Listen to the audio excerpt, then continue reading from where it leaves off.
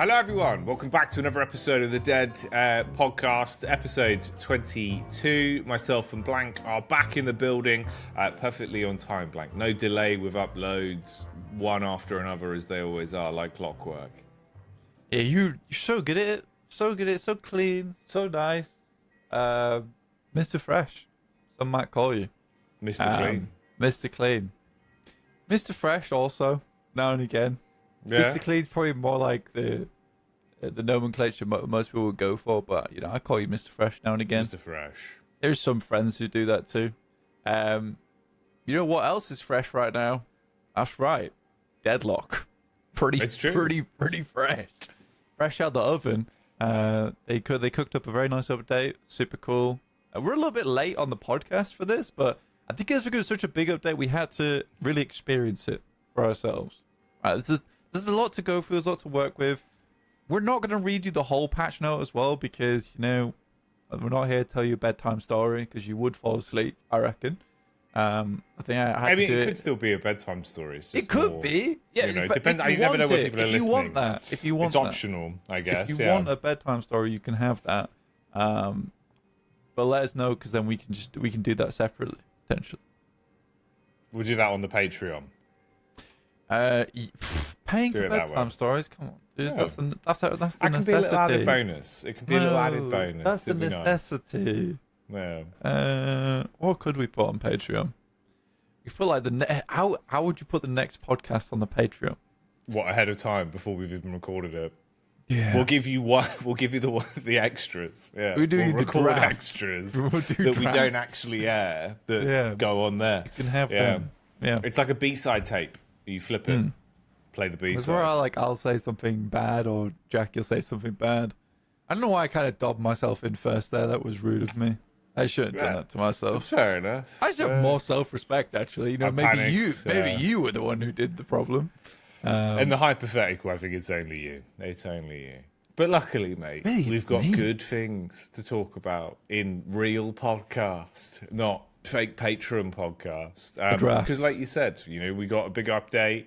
I think that was the last official episode that aired. That was kind of the topic of conversation. We were saying, like, basically, we're thinking it's probably going to be a big update coming out next couple of weeks. It's been about a month since that went out. But like you touched on, I think there was a couple of recorded episodes that are left in the aether. Me and Blank visited each other. Then we were a bit busy. But now we're back. So it's fine. You can stop asking where the podcast is. This is where the podcast is. Right. Yeah. Basically, every time we try to record a podcast for it, it kind of divulged into what I would describe as almost like a crazy person's house. We're just talking about pineapples, royal pineapples for hours on end. Yeah. I don't even know. Which actually... We spoke on some crazy stuff. You know what did crack me up? I did see one comment, I can't remember where it was, I think it was on Reddit, where someone commented and it was just like, this is great to do with the patch, but they were like, I don't understand where the hours of them two just talking about pineapples is. They were like, this is just a patch video.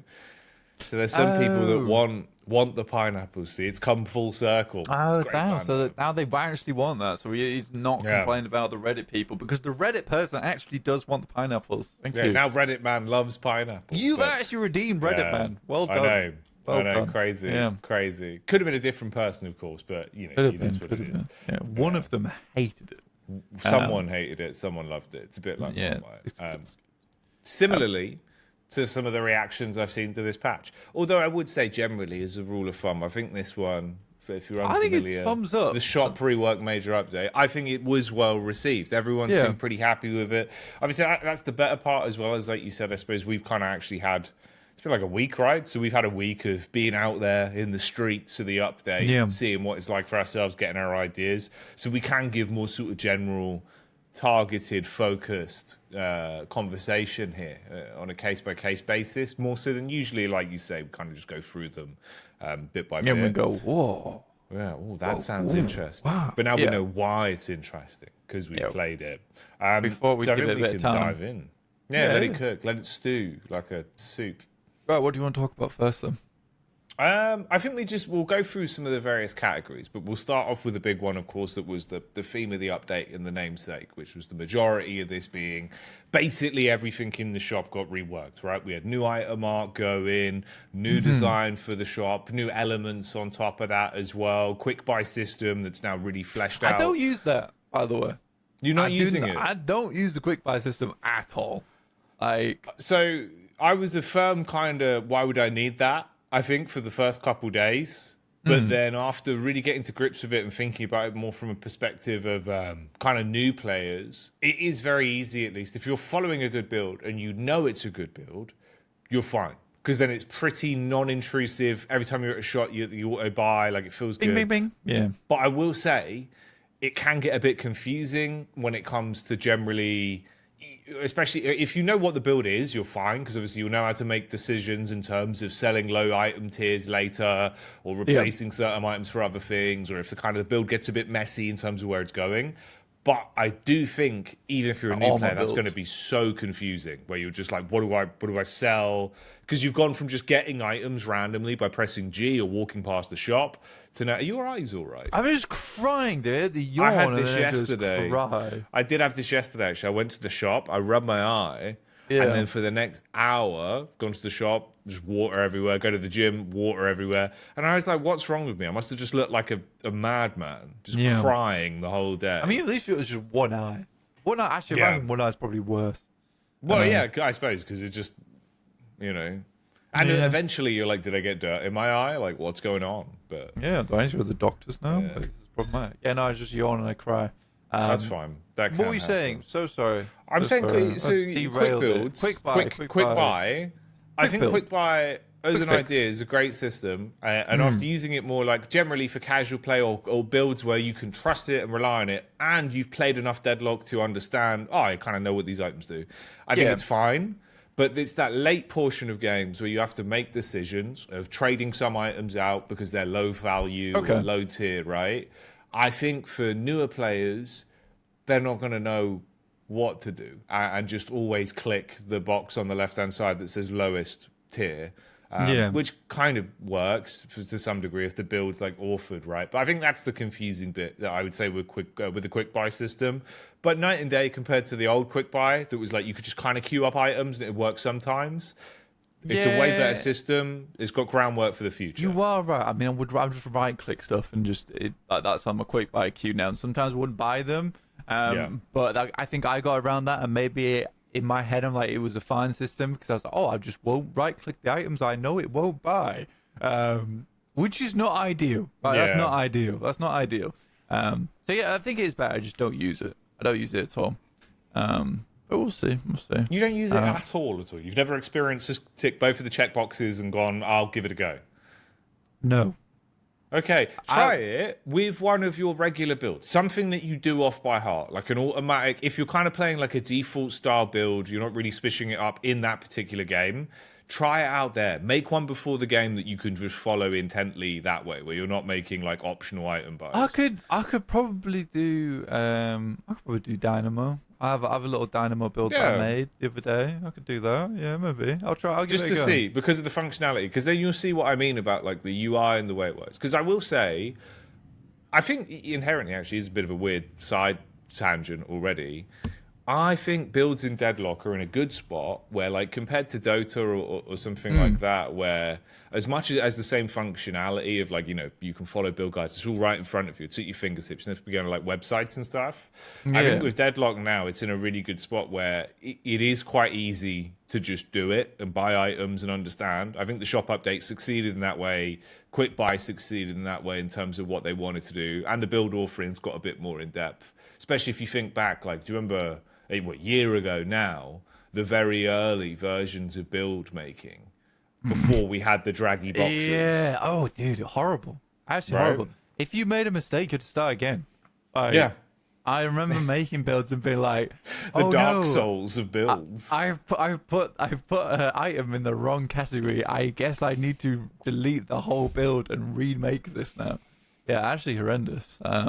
Which is mental. It's come a long, long way. And I will say build authoring looks so much nicer now. There's still some bugs around it where, like, you can get to the end of creating a build, and then you publish it, and it removes all the items.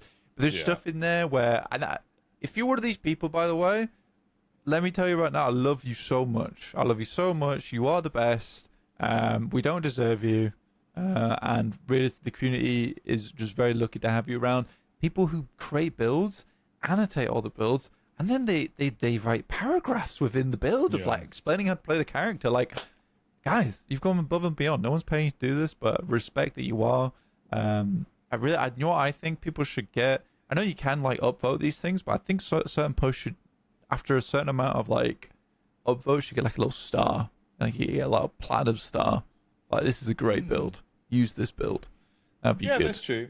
I think also the better way to do it long term, so we don't run into the issues we had with the last build system before the wipe, where like the rich get richer in terms of some of them just get upvoted and that's it. You should also have the Lime Pro fiasco. Yeah, bro. You should also have like some where it's more recent in terms of past month, percentage used or whatever. So you can see if people are updating it, or just do it on a patch by patch basis where you manually have to go in and repost your build if items in that patch have changed. I think that they have it now where the build is classified as outdated. I don't know if that's just for the previous patch, or if it'll just be like when there was no item rework, or will it be continuing through now going forward where it hasn't been updated since the last patch? It's considered outdated. That'd be really nice. I'd appreciate it if Valve continues to do that. That'd be awesome. That would kind of fix it. I think people should get like a little, I'm a build maker badge, I'll build a bag. Remember, they added profile badges. We've all got one if you partook in the Christmas event, So there is optionality for award showcases on your profile in game. Like, that's there. So I can see them put stuff like that. Because it'd be like the pins you get in CS, where you just sort of hold on to them. And you're like, oh, look, I've got an Inferno badge. You'd have a certified builder badge. I'm like a builder, man. Yeah, builder, like a McGinnis pin. Yeah, the golden McGinnis. The golden McGinnis. Bring that back. That was good. So we've done approximately 3 lines of the patch so far, which is, I would say, a very strong start for us. It's not bad. It's not bad. Yeah, we dropped the total slot count down from 16 to 12. So although we know the big thing is that there's no limitations in the amount of items that you can build anymore from each individual category, you don't have less slots to work with. So I think build variance has gone up, but also I think that here's my little thing that I was talking about with you the other day, but I think that the big problem right now is that there's some certain new items that do a lot and other old items that do a lot less. For instance, Arcane Surge is a very good example where when you have lessened slots, that 20% ability duration, 20% ability range, and I think it's 20 ability power after a single dash, and I think it's a 1600 item as well. That is a crazy amount of stats on a very inexpensive item, and that needs nerfing pretty soon.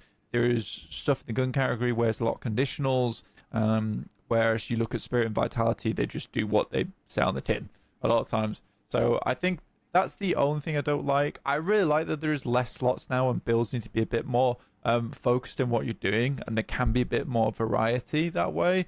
But yeah, there are items, and this is always going to happen, that are just too strong because of stat bloat, essentially, on certain things. There was okay pre-patch where you had a lot more items to work with, but it's not okay now.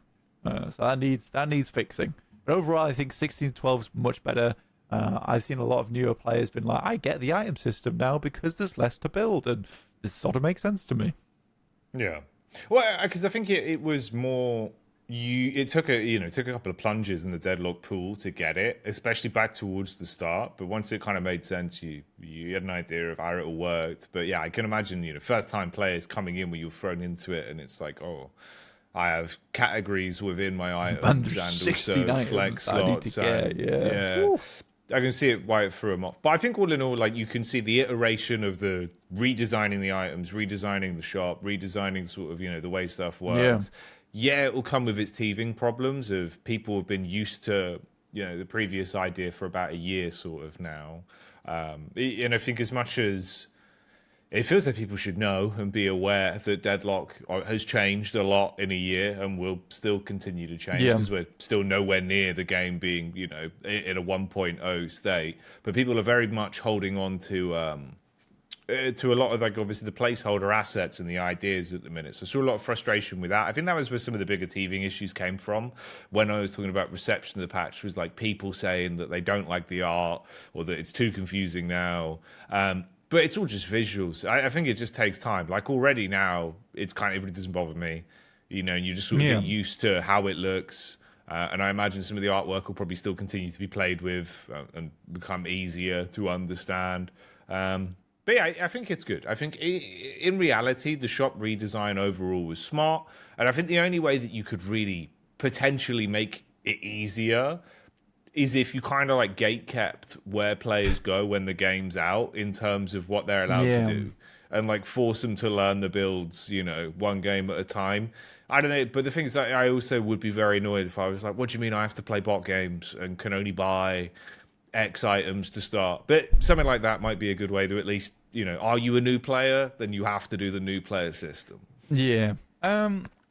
I can't remember who's talked about it, but yeah, I think I saw something similar to that where it was a case of, you can select 3 build categories like spirit, vitality, gun.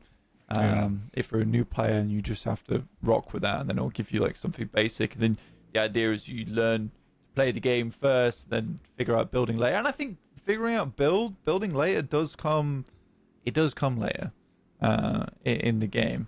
Where you've figured out, right, there's a lot of movement to work out. When should we be pushing this? What should we be doing here? Should we be using the downtime right now to be playing for Erd, or do we want to push a walker? There's a lot to worry about, let alone building past. But I do think eventually people want to learn builds for items, because it is important. I think it's much easier now as well, by the way. There's plenty of things in there that make life easier. I know a lot of people are struggling right now playing against Wraith, and they should do. She's got like a 60% win rate, which is disgusting. That character needs a nerf. I think she just did really well with a lot of the changes, like Mercurial Magnum really sends her up into the stratosphere, gives her a lot of extra damage. And then just overall, her kit and her build became a lot cheaper. Whereas, before, I think Wraiths came online around 30k. Now they come online around about 20k. So, that sort of weak early game kind of transitions much easier now. There's stuff like Suppressor. I was going to say a lot of that as well is also just because you've removed kind of the items that cost so much and were required, but made the game annoying in the sense of like how they just redesigned the shields and the barriers, because it was so annoying. Like playing Wraith, dude, I used to just stack armor. I'd be buying loads of armor with the actual build because it was just like, well, now I actually can fight. Whereas now you don't really need to. Like I'm hardly buying any kind of tanky items for it. You can just build damage as long as you can aim with a lot of the items that you say, especially like capacitor and stuff like that. There's like a whole new ability on her for free. You just cancel abilities as like it's a short cooldown as well. Like it really doesn't feel that long. Like she's just good right now. But I think that's one of the reasons is also just because you gutted all the like weird kind of tanky health items that made it really annoying. Yeah, it's nice. And I think overall, people are still figuring out like how to build properly. I think people are still sleeping on weapon shielding and spirit shielding at the moment. I think they're actually really good. And they transition very well into the late game. I think it's like a 600 barrier late game because they scale with spirit as well. People kind of don't see that a lot. But yeah, they're really, really strong. But I'm happy that things are less like, oh, I need to build bullet resilience and spirit resilience late game, and now I need to buy all of my vitality items to ensure that I don't die. So I'm going to just build DPS, buy fortitude, and then, the lash is beating me up a little bit, I'll just buy counterspell. Now I could be a little bit stronger. There's a lot of options now. I think overall, like, yes, players should need to learn like their building a little bit earlier. And like get to grips with the game. But I do think that overall, like the amount of options Valve has given you, it's funny where I'll lose a game and I'm like, I mean, maybe I should have pivoted on my build and built this instead. I probably needed a heal Bane here or Spirit Burn because they had a lot of healing on their team. But it's nice to finish a game and realize here are the things I could have done to have won that game. Like there was feasible options. I just kind of dummy mode, just followed the pill blindly. No, it's fair enough. I think again, at least right now, with a lot of the way that the items that were reworked and some of the new items work, there's a majority of items that I think change your gameplay rather than just, kind of making it you're buffed in certain categories, like you do more damage, which I think is way better. Like that was the huge bit for me. Was kind of like the idea of, I think this is sort of like the Diablo item update. If you proposed it to someone else, they'd be like, oh, okay, the items actually give you modifiers now. Like I split my shot, or I can silence myself but have higher rate of fire. It did feel like they massively just looked at it more from all right, like what is actually fun about Dota item synergization, the way it changes you. Let's bring some of that in. We gutted all the items that were just like, 10% damage. Enjoy that, buddy. Yeah. And now I think it's way better. I think like overall, the gameplay modifications feel more roguelite-esque. Like they give you more choices on any single game of Deadlock if you want to switch your builds up. It's better. It's definitely better. I think the only issue I have at the moment with the items, like I think Spirit and Vitality they nailed. Like every single one of those Spirit and Vitality items, I'm like, wow, all really cool. They all do something interesting. Mystic Regeneration, I think the only one I'm kind of on the fence about. Like, don't really like that item.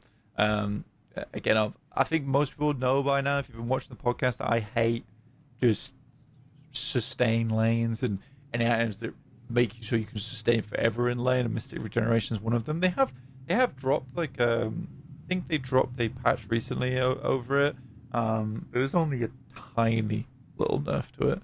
But overall, I think that Mystic Regeneration, rough. But going back to the original point, most of the Spirit items and most of the Vitality items, they're all really, really, really, really good, where they all have their purpose. The 3200 items all have their purpose. All the 6400 items all have their purpose. But for gun items, it really is. 800 gun items are unbelievably strong. 1600 items, unbelievably strong. Get to the 3200 items, you've got stuff like Express Shot, which maybe is a little bit too strong at the moment, as well as Hollow Point Ward, which I think a lot of people are sleeping on. I think the 3200 to 6400 are just not interesting, and they're not strong enough. Where you will see a lot of, I think Viper's the only one who's kind of benefiting from like armor-piercing rounds and some of the items in the 3200 category. But I would argue that's because she's a bit too strong right now. So yeah, I think that's the only thing I want them to change is to have less conditionals or maybe just more interesting effects on the gun items plus 1600. Yeah, I think that's fair enough. That makes sense to me. I kind of see that actually, especially in some of the builds that I've been doing recently, like Wraith and Haze builds when you're playing for like rate of fire or just gun damage. A lot of them just don't feel worth it, and especially with games feeling a bit shorter as well. This patch, especially with the secret changes that came in. I'm not sure if everyone knows about it. We made the little patch notice about it, but obviously with the rejuve changes and the base resistance, it does feel like some of those items you just never get, which is weird, I suppose, to a degree, because you're not prioritizing them in a lot of the pickups. So yeah, you can get away with just Swift Striker in 1600 category for fire rate. Like, you don't really need anything else, unfortunately. I'd say for like Ricochet and things like that. I think Tesla Bullets, Hollow Point Ward, Express Shot, armor piercing rounds sometimes are the ones that see the most amount of love. I do think it's funny as well. I think there is some data out there that like one of the most highest win rate items is Silencer in the 6400 category. We just don't see it whacking builds very often. But yeah, we'll see what happens with that in the future. But I think overall, going back to your original point, you are 100% right. The items are just much more interesting now. And I think Counterspell is probably one of the more like good examples of this, where it's like that item does a thing, but it requires you to interact with the item, where you got to time your parry correctly. And I thought the thing was going to be absolutely busted, by the way. It's not. It still requires some timing. A lash can still play around it, where if you just got to wait out the parry before you actually go for the slam. But overall, some really, really good ideas, some really good items were thrown in there. So Valve was 100% cooking when that happened. New base design as well, which is big. I like that. It's very cool. Bit hard to assault sometimes, but yeah, really awesome looking. It has changed a lot. It's changed an awful lot. Last thing I will say, by the way, before just with the items, I think one of the smallest and best changes they made was just making it evident that an item can be upgraded by making it glow and say upgrade, which was like the whole thing the whole time, where it was just like, remember, you were just guessing. Like, unless you knew the item builds, you were just guessing, because it was like, well, I have money, I can upgrade this, I think, but you'd have to like scour for it. Just makes sense. Now that it just says you can buy me, it's like, oh, cool, way better. That's like infinitely one of the best things they've done from a UI standpoint in a while. But yeah, new bases, they look very cool. I think thematically as well, one of the biggest things about them bringing in the new bases in the manner they have is it further pushes the idea that I think Deadlock is supposed to be, you know, that fracturing is sort of the Amberhand, Sapphire Flame sides being very evidently now like industry and like kind of the poorer area versus the uptown sort of, you know, more money bags area of the Cursed Apple, New York, which actually in a weird way with the setting they're going for, if you like wrote that well and kind of like however they dictate the story of it, I think that's sick, dude. It's kind of like, it's pretty on brand. It's pretty accurate for like the time, the idea of it like being a bit of a divide between the two economies of like New York, having it reflected in the map as well with like the new prefabs and stuff they're putting in. I think that's really good. And it could lead for some interesting sort of storyline, especially once you get all the assets going in, which, as we said with the bases, now we're starting to get at what feels like a quicker rate. It feels like clearly like a lot of these have been worked on for a few months now, and they're slowly sprinkling them in. Yeah, getting pushed now at this point. And he's what, to be fair, that's another thing. In terms of just the speed at which like they did all this, because you know it was 3 months. It was 3 months of development, right? Where we didn't get a patch. We got some hot fixes here and there, which is great. We do love a hot fix. But when you really go through all this patch, you can kind of see why people were so happy with it, because there was just the sheer amount, right? And it really, I think this was an important patch. It was a very, very important patch for Valve. They were like, we're no longer doing the 2-week cycle. We're no longer doing the 1 month cycle. It's going to be done when it's done.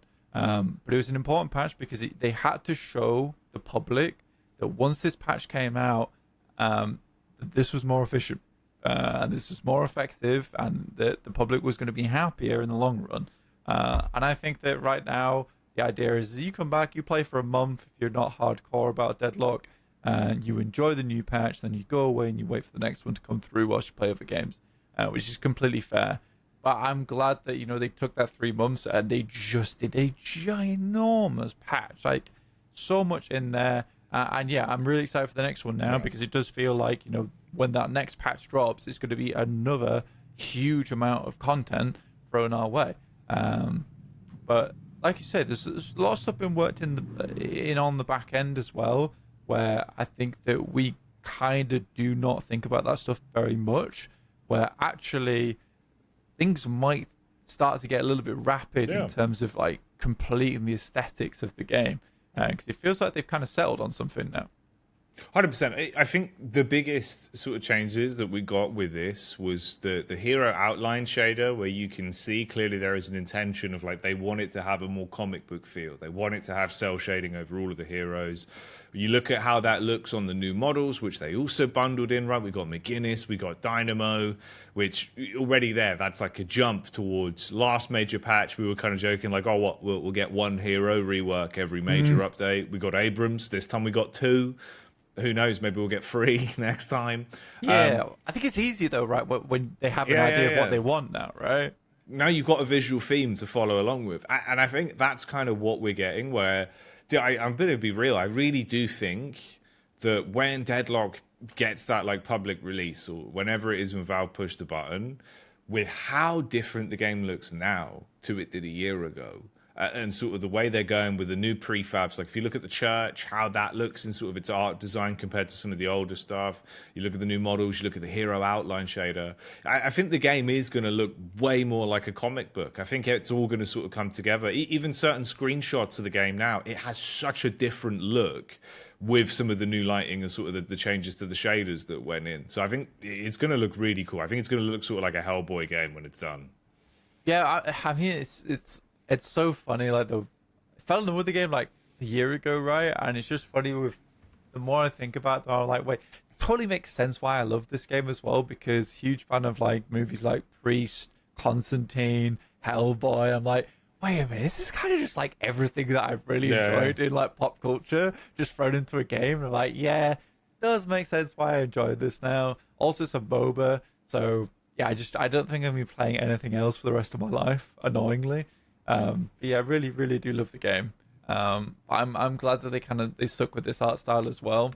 I'm just excited for more Ixians, man. Give me more the demon girls and boys. All right, that's what I want. There's a lot of Abrams sort of is cool. Yeah. Because I do wonder, like, you think about that side as well. It's going to have like more in-depth, Valve level of writing about sort of the story, background to characters. The problem is with this game is when you let your mind run wild about this sort of ideas, about where it could go. There's so much they could do, dude. Like the cutscenes for it, the hero backgrounds. People are going to love it. They're going to absolutely love it. You think about how like the finished models will look as well once they all come in. Man, it's just going to be such a different game. I think that's the crazy thing. It's weird as well, right? Because now, seeing that new hero shader, it makes me think back.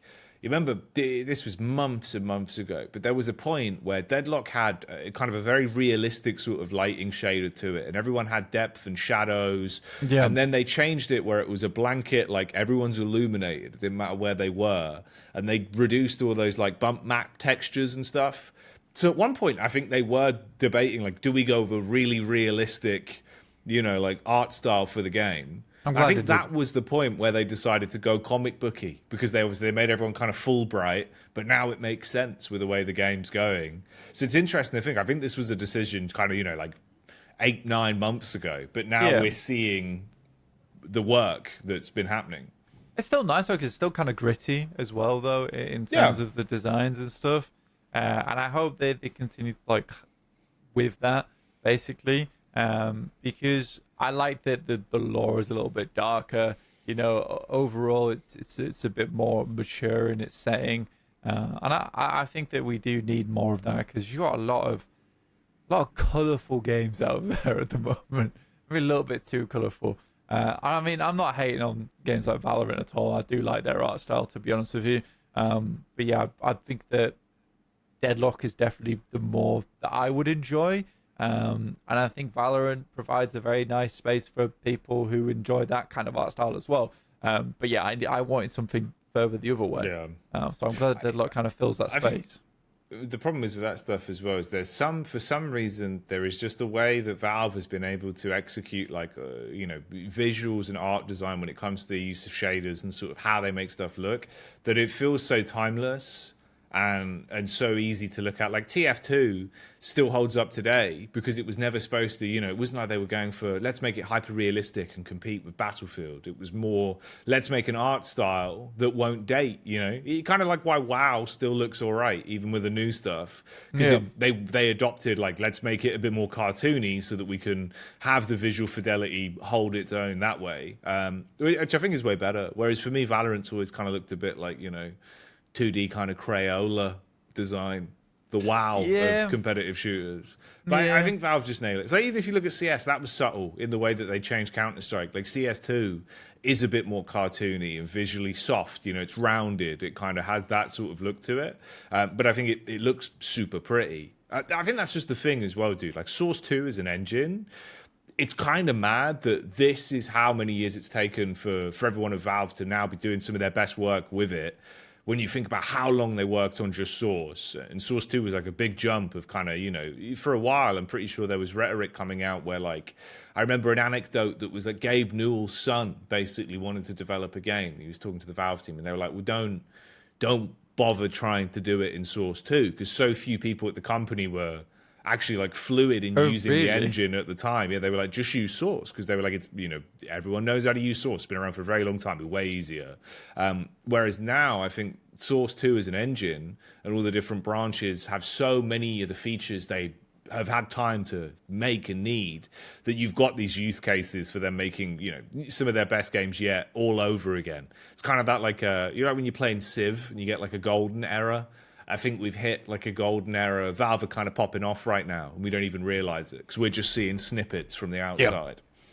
Yeah, I think that overall, I mean, with Half-Life 3 on the horizon as well now, I think there was some crazy talk with, I saw on Reddit the other day, where it's like, once Half-Life 3 is done, they can siphon off devs to help work on Deadlock, and I'm like, I think Deadlock's probably gonna be done before Half-Life 3. I don't know though. This is the mental thing about like this timeline we live in. Yeah. There was leaks today with people saying that Valve have also been working on another Team Fortress project, but I don't. That one surprises me. I don't see the space in the office for it, because it's like, yeah, there's a lot of rhetoric that like Half-Life 3 is actually, it's done, it's been play tested now. This is the word on the street, and they're basically saying that.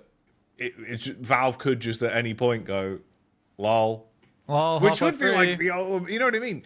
Outright, to be honest, that would be the biggest baller move of like, after all these years, all this time, everyone's waiting for like GTA or whatever. Nothing said. Valve just dropped Half-Life out of nowhere. And just on the homepage. Yeah. It's on Steam. Yeah. Enjoy it. Yeah. That would be funny. I'd enjoy that.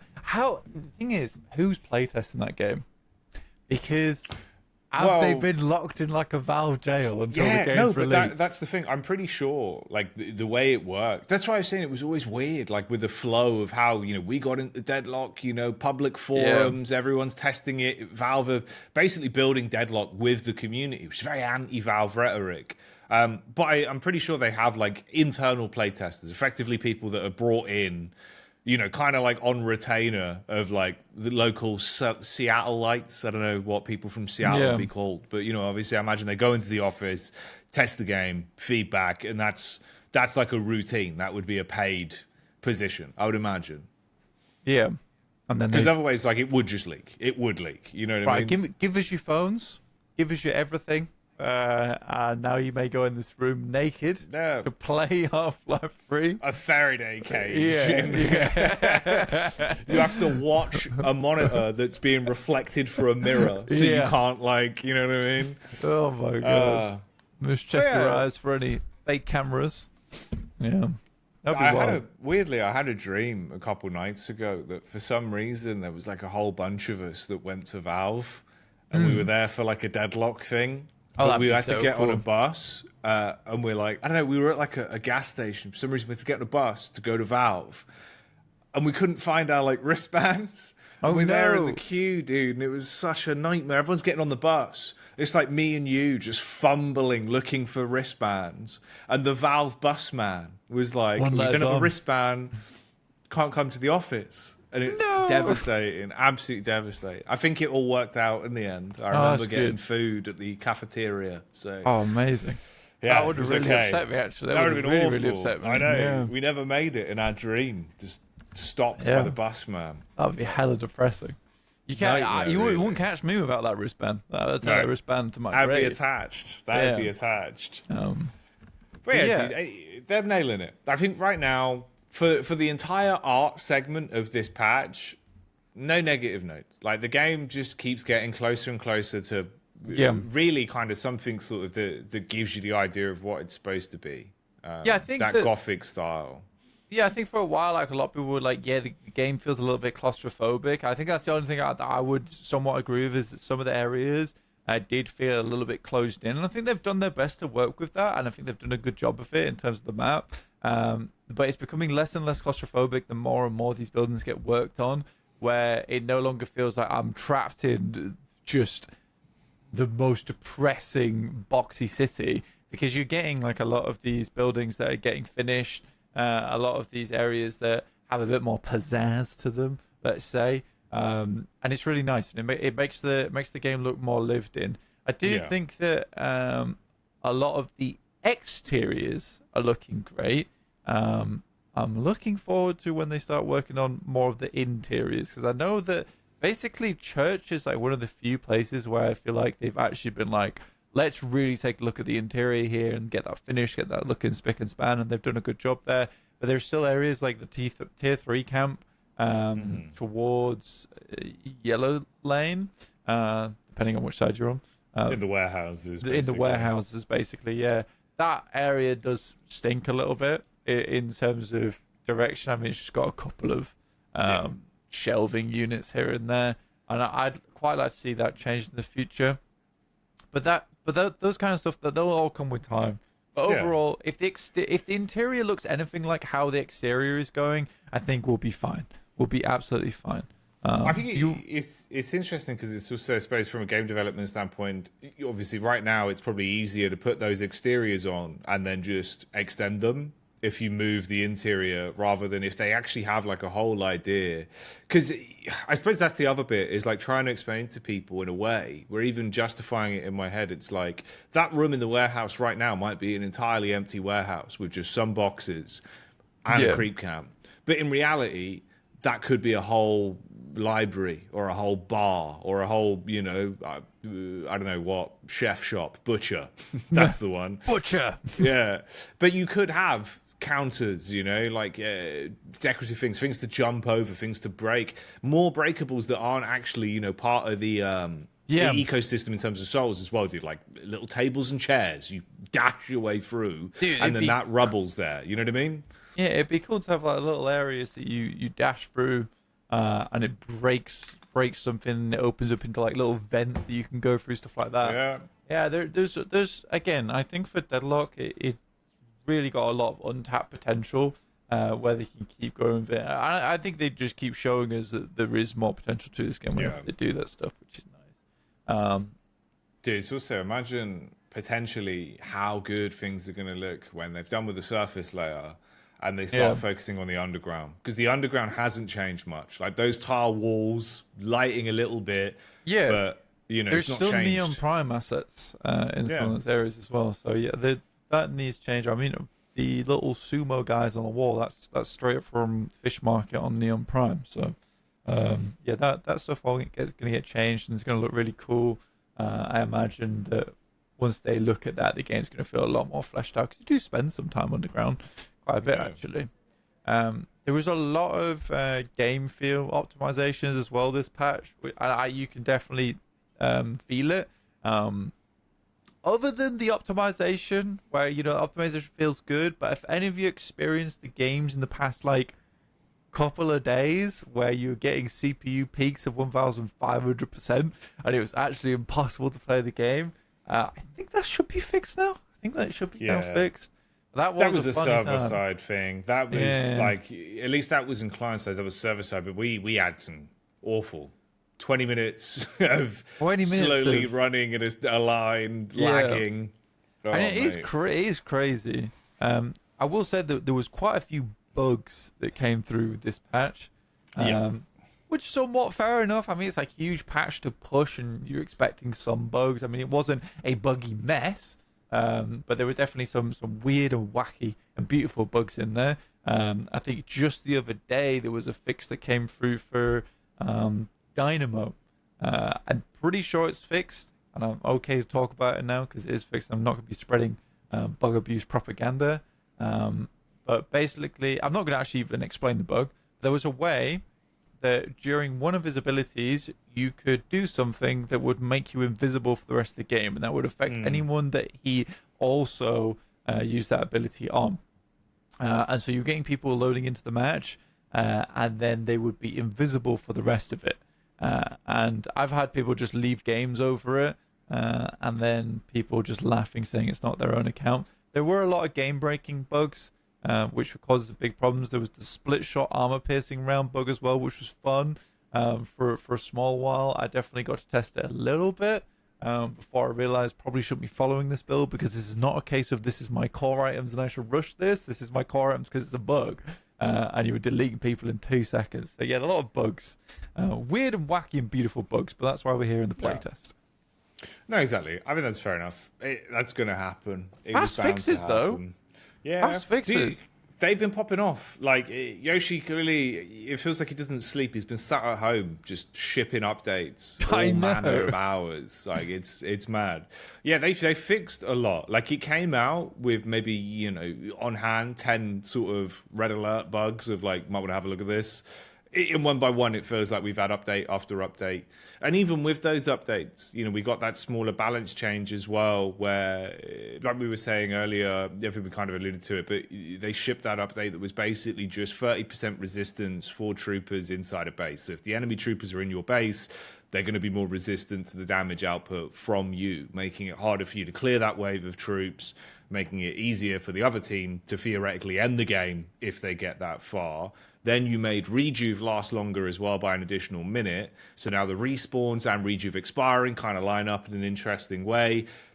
This feels like a big push for Valve with that on top of the mass changes and the major update, looking to go, okay, games still aren't ending as quick as we wanted, which has been kind of something they've been looking to change since the move to 3 lanes, right? It feels like that was where we were getting 50-minute games, and they were like, right, we don't want this going on. Since then, we've had patch after patch try and fix that. This is their next gambit now, is make it basically, if you get rejuve and you got the trooper resistance in base, you should be able to win.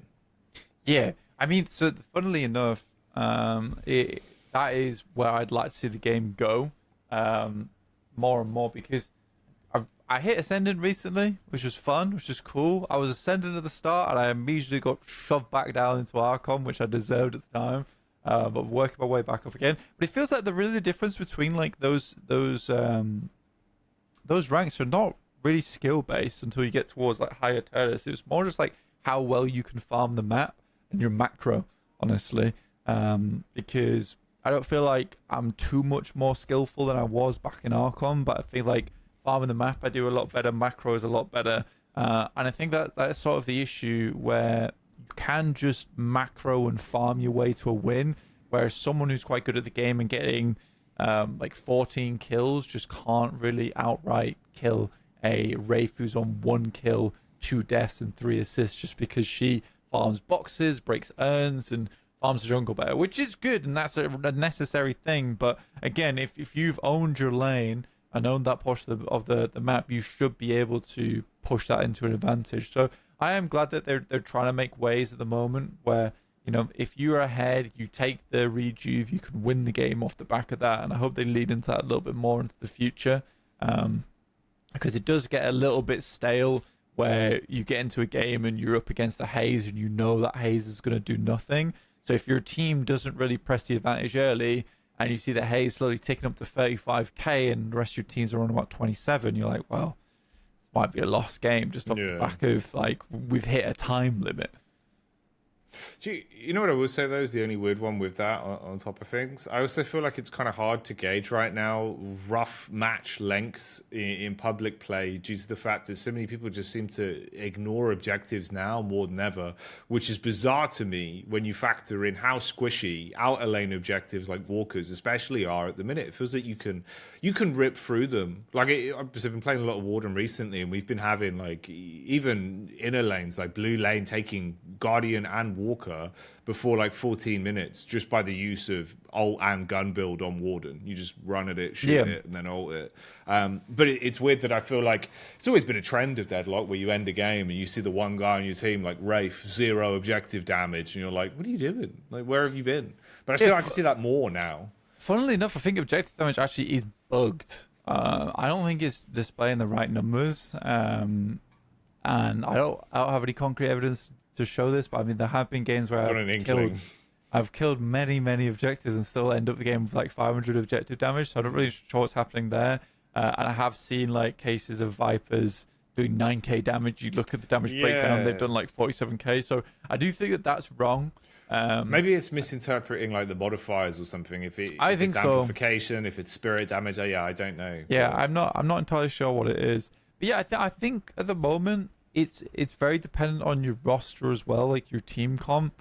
I mean, if you have people who are coordinated and can push lanes, then yeah, it's good. You can take those objectives, but you sort of need like a McGuinness or an Ivy or just like a heal bot that can hold you on the point. Going up against Lashes is difficult. It's much harder to split push, I would say. I think some characters can do it, but if you've got like little escape, then you are really going to struggle and get shut down. I think that spirals. More than anything now, it feels like you have to pick your window of timing, and that's the only important part. Whereas before, like, you could split push and obviously timing it and understanding the macro of like, well, there's 4 on that side of the map. I've got a window here. Like, that made sense. But now it purely is, do I have 20 seconds to pop in, kill the walker, and then peace out? That's it. Like, it doesn't feel in the same way of like, you could distract people or kind of go for those rotates. Backdooring's changed a little bit as well with the way they tweak the protection. I don't know. I don't think it feels bad. Like, I'll be honest as well. In terms of the flow of the game overall right now, I will say I think it feels the best it's been for a while in terms of general Deadlock vibe. Like, the movement feels great. I think it actually feels really good. Like, this iteration of it, based on top of the changes they made recently, movements never felt better in terms of you never feel like you're just stuck. You can't jump, can't have any stamina, can't get somewhere. You can get up most things pretty easily in multiple different ways. The movement's great, shooting feels great. I think it is a rule of thumb, like, the game's in a really good spot, but it's still, that's kind of the big ticket item, is like some of those fights in terms of just feeling like you're stalemated and in a deadlock, literally, of like, you can't take walkers because you'll go to one walker, they'll rotate in. You go to the other walker, they'll rotate in. That's kind of the big bit that feels like, I don't know, man, I need something to draw attention. So a lot of our games that we've played together, at least I can tell you exactly why that happened. And I think it's purely it's just based off like what other teams are doing and what your team's not doing. And it's lane pressure. Right, a lot of our games that we play, we don't have any lane pressure, where our lanes will get pushed out a tiny amount. People will do like one wave and then they'll back off, and then they'll go do jungle. When you do that, all your lanes are constantly pushed in, so whenever they go for one walker, another walker's opened up, or they can go for mid walker as well. And I think that is something that people are struggling with as an overall, is in terms of the team that's actually pushing waves out. And focusing less on their own jungle and picking that up later once those lanes are pushed in, having a much better time. Because it is still a little bit more difficult to rotate around and get to all those places. But it's the same thing that I think OneWin used to do really well in a lot of their games over on the Deadlock esports side of things. That they would just push the lanes in 24/7. Very oppressive playing against them because they had such unbelievable lane macro, where there was never a moment where their lanes were pushed out. So that's the issue in our games, and we play for fun a lot of times, and our mates play as well, but we just don't push the lanes out. We don't push the lanes out, so there's no opportunities for you to go out as Warden and actually get that split pushing done, because all our other lanes are pushed in and there's constant pressure on our side, and there's never pressure enough.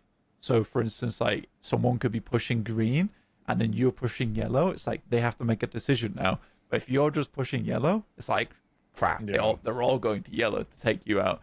Yeah, it's definitely tough. It's definitely tough. And I think that these are things that will, over time, people will start to understand a little bit more and get better at. I think Fred the Finch did a really good video, which is outdated in terms of the patch. But he did a very, very good video, which I would highly recommend watching, which is like how to farm properly, where it's like infinite souls, something like that, which it isn't, but that's a good video of how to control your lane and maintain your lane properly. I think that overall he's kind of just unsung hero of Deadlock at the moment, where he'll just randomly throw out these videos, very informative, and then go back to just playing in his room topless. And I'm like, such a weird vibe, but I'm here for it. It's pretty sick, yeah. That's what you need, mate. That's what you need. But yeah, like, I genuinely think overall, as major updates go for the health of the game, like, this was a sick one. You've done really well in terms of what you've given the players. Most of the rhetoric was very positive as well. Obviously, I think, it was the more niche things. I think that's what we said back at the start, where like people didn't like some of the UI changes with the new items. Some people didn't like the new look of like Dynamo and McGuinness, which I think it was more targeted at McGuinness. Dynamo's obviously not really changed much. He just feels more polished, more fleshed out, right? He's got his wedding ring.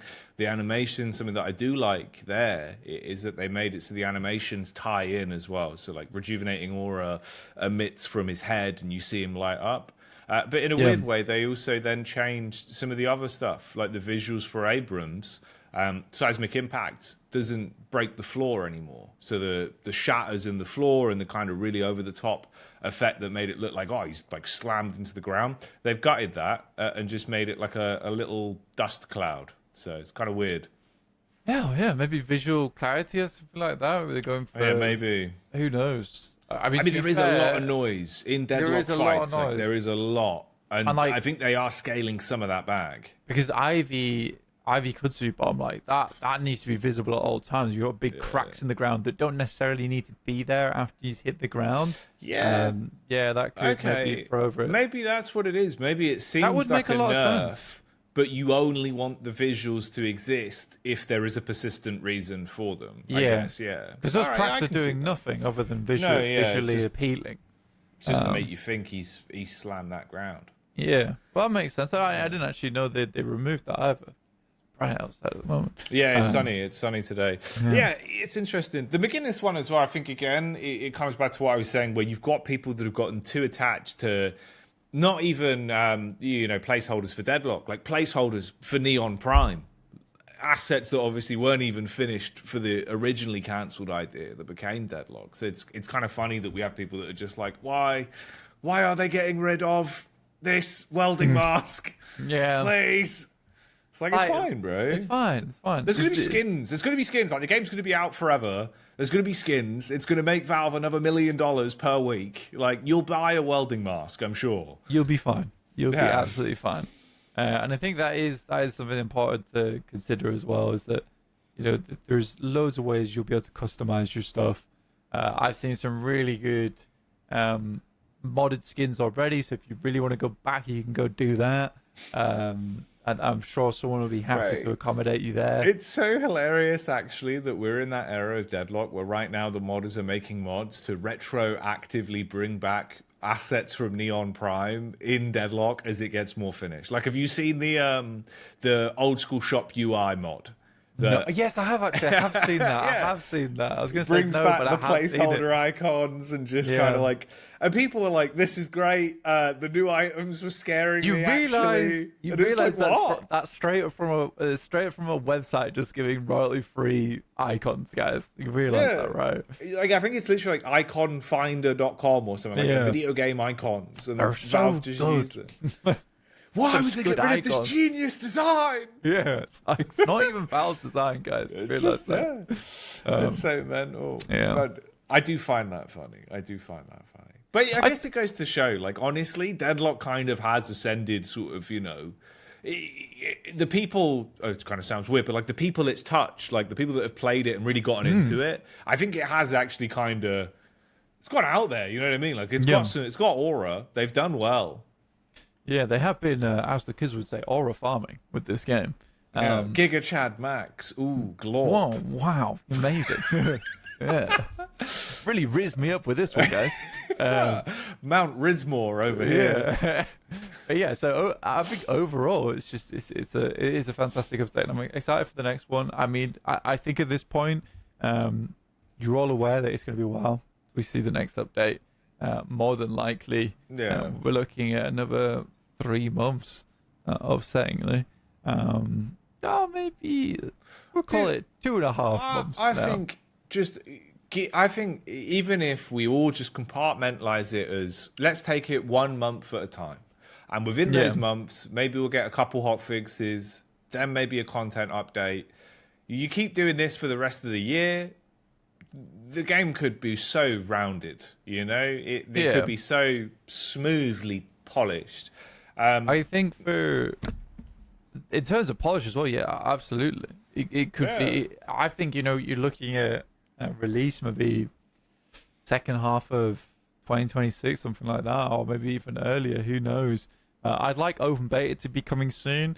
But I doubt they'll do that until they've got enough heroes really to work with, because I think that is the one thing that's holding the game back at the moment.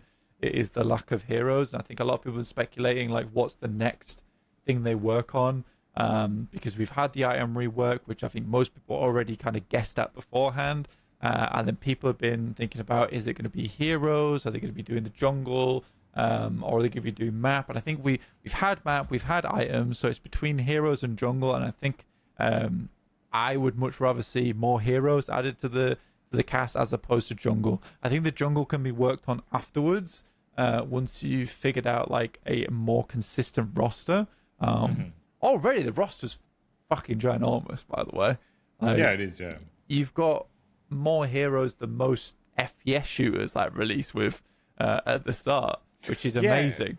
I think that's the crazy thing as well, because I think we both sort of spoke about this back at the beginning and kind of were like, which way are they going to go? Is it going to be like you'll have your handful of heroes, or you'll have your Dota 2 roster of like hundreds? I mean, and weirdly, I think we're going more that way, where it will be more. In a couple of years, there'll be like 80 heroes, and we'll be like, oh, okay. I think releasing with like 50 to 60, I think that would be fine. I don't think you really need any more than 50 or 60 at this point, especially in a third-person shooter like that. But yeah, I'm so excited for like just even more to be in there, because I think that is part of the fun of playing a MOBA, is like learning every single hero, what they do, how to counter them, how should I play against them, what kind of comps work well together, what should I pick together with that. That's the really interesting stuff, and we're still more in that. I want to say hero shooter phase, where you know each of them very intimately, but you're kind of seeing the exact same, not the exact same, but you're seeing the very similar comps every single game. So you sort of know the status quo of how this is going to go. It's like, well, that's a Wraith Infernus versus a Guy Shiv game, supported by Dynamo McGuinness, and they've got an Ivy Calico on the other team. Yeah, those are it's kind of very simple for me to pick that stuff out. So I think once we have more heroes, the game's going to feel even better. And then they will bring jungle in. I think the last thing I do want to discuss, because we've discussed it a lot as well, is another objective. Because I think when they do go to do jungle, which I'm fairly convinced will be the last thing they do, adding another objective there would be a really, really good thing. I was speaking to people about it, not only you, but other people as well, and then looking at the general sentiment online, which is that adding another objective, especially in Dota 2, this happens, and certain games like League of Legends, where you add another objective, the game becomes a bit more linear, where it's like there's always a set flow, and games get a little bit repetitive that way. And people have been saying that maybe that's where Deadlock does it differently, is that their games are kind of a little bit more randomized, a little bit more all over the place. But genuinely at this point, I'm like, I think we sort of do need an order to their games a little bit. Like, I think the fun is in the fighting and in the movement, but you need to get players to come together to fight like that. Like, you get those fights maybe once a game. Yeah, because I think right now as well, it's more... The problem is there's like two things that are side mechanics you can use, like a dinner bell, to cause a fight late game, which is obviously, you stagger the mid boss, get the call out, or you use earn. But that's it. And those are the only things that are objectives in a different way, but are used for that to cause fights. Whereas we've been saying it the whole time of like, having kind of different side objectives that rotate at certain points that can come up alongside certain things, so that you have a decision to make in terms of, do we fight full rejuve? Do we grab the side objective to get X buff or whatever it is? I think there would be more flow. I think, again, it's something that they would need to test it. They'd have to run through different iterations, try out if things are a bit more responsive of how they work, see what they want to do to tweak the farming. But there's a lot of ideas of when they come to iterate on that. I think it could change and could be good. To kind of give it another pass, because we need something.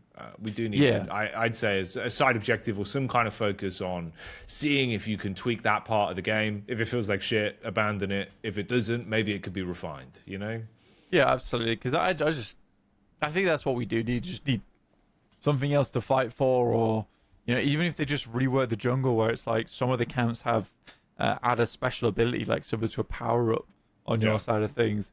That would be very, very good to have, where you could take them, and that would be something to fight over for. You try and invade jungle, take those, because at the moment, whenever you invade jungle, you're just kind of reducing their soul farming capability, which, although technically is impactful, it doesn't feel very impactful for you, whereas it's a case of, let's take League of Legends example. You take blue buff, but suddenly you've absolutely handicapped their mage on their side, because they don't have that mana regen, they don't have the cooldown reduction that comes alongside that for the upcoming team fight. So yeah, stuff like that would be interesting to add.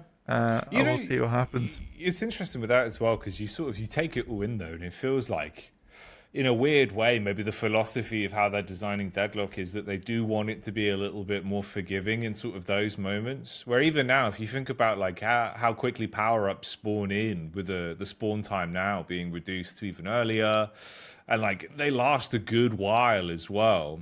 It is more forgiving. So also, I'm glad to see they added it to the minimap UI. This was something we'd spoke about before, where like it kind of was in, but it was buggy, where sometimes it would display certain icons for certain buffs. Yeah. Then obviously they made it so the buffs were up higher, and you could call out like, oh, you got spirit buff here. But I think just giving everyone that information generally is better. I think so.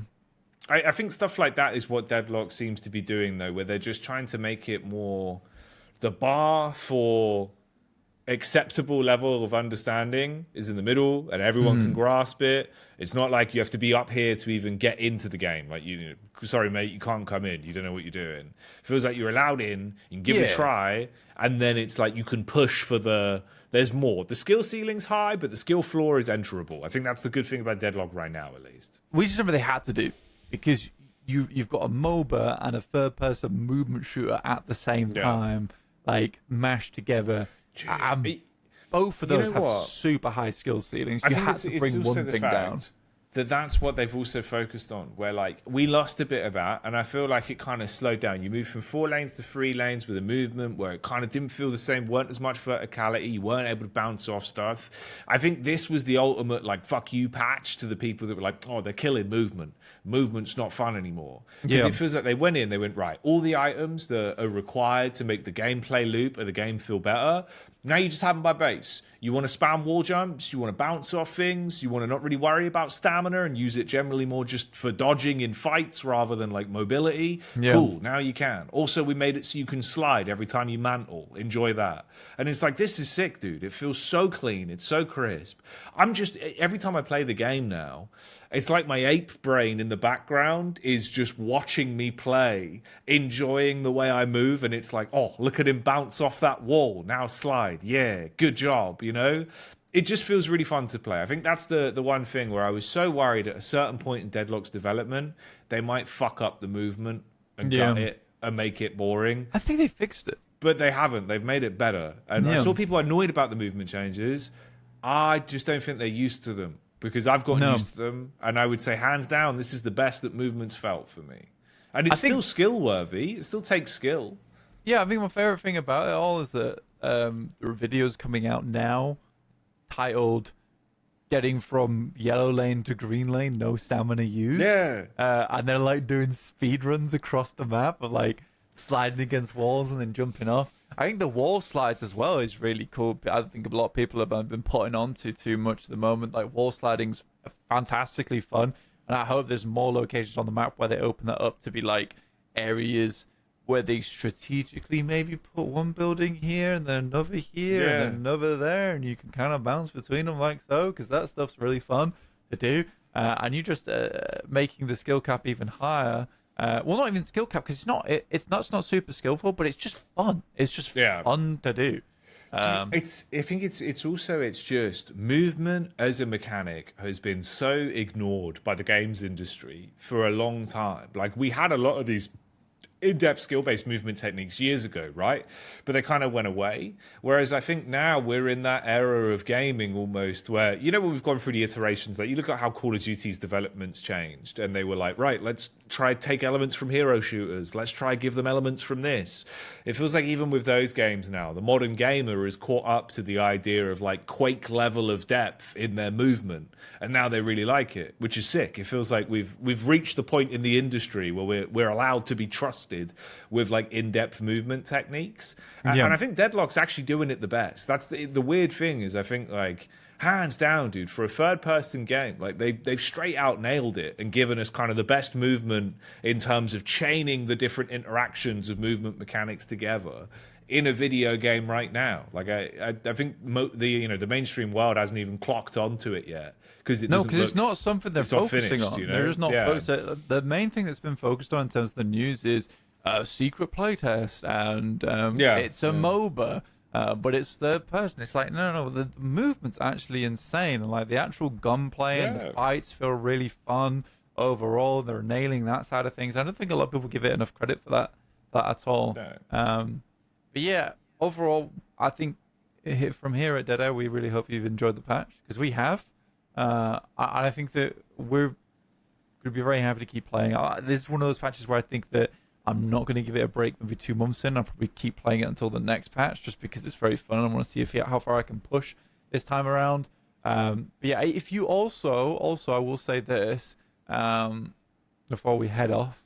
I will say this: if you listen to the podcast but you haven't played in a while, and you just listen to the podcast to stay up to date, we really appreciate it as well. And we hope you're okay. I would recommend playing the game right now. I absolutely would recommend playing the game right now. I think it's a lot more user friendly. When you jump into it, builds are a lot more clean. People are offering builds, so they have like all the annotations on all the items are telling you why you should buy them, when you should buy them. And games are overall, I would say, just a little bit more forgiving to play. So I think it's a good time to learn it. So if you haven't played in a while, now is a good time to jump back in.